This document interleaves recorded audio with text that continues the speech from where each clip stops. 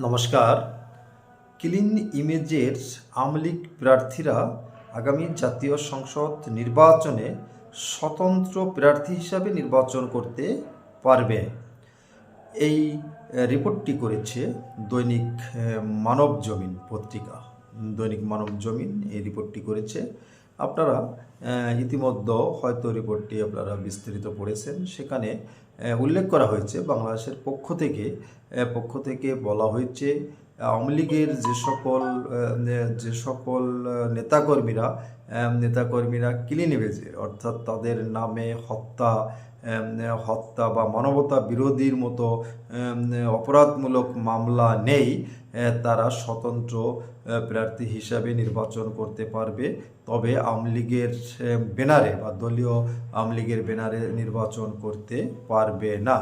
তারা বিস্তারিত রিপোর্টটি করেছেন। ঢাকা দিল্লি এই নির্বাচন বিষয়ে কথা হচ্ছে, বা আরও বিদেশের অনেক কূটনৈতিক ভাবে কথাবার্তা চলছে বিদেশিদের সঙ্গে, তিনি উল্লেখ করেছেন। এখানে একটা বিষয় আপনাদের স্মরণ করিয়ে দিতে চাই। আপনারা সকলে জানেন পাকিস্তানে গত নির্বাচনে পাকিস্তানের সাবেক প্রধানমন্ত্রী এবং পাকিস্তান ক্রিকেট দলের সাবেক অধিনায়ক ইমরান খানের দলীয়ভাবে কিন্তু নির্বাচন করতে পারেনি। তবে তার দলের নেতাকর্মীরা স্বতন্ত্রভাবে নির্বাচন করার সুযোগ পেয়েছিল। ইমরান খান কারাগারে নির্বাচনের সময় ছিল, এখনও আছে।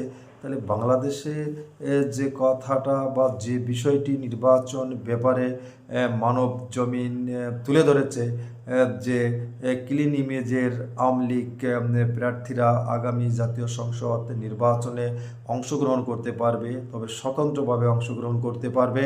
তবে পাকিস্তানের নির্বাচনটি যে অবস্থায় হয়েছিল, অর্থাৎ ইমরান খানের দল কিন্তু নির্বাচনে অংশগ্রহণ করতে পারেনি, কিন্তু স্বতন্ত্রভাবে ইমরান খানের দলীয় নেতাকর্মীরা অংশগ্রহণ করেছিল। ঠিক তেমনি কি বাংলাদেশের নির্বাচনটি হতে যাচ্ছে, অর্থাৎ শেখ হাসিনার দল আওয়ামী লীগ, তিনি আওয়ামী লীগের সভাপতি তিনি বা তার দল নির্বাচন করতে পারবেন না, কিন্তু তার দলের অনেকেই স্বতন্ত্র প্রার্থী হিসাবে নির্বাচন করতে পারবেন। আপনার মতামত আপনি উল্লেখ করবেন, আশা রাখছি। ভালো থাকবেন। নমস্কার।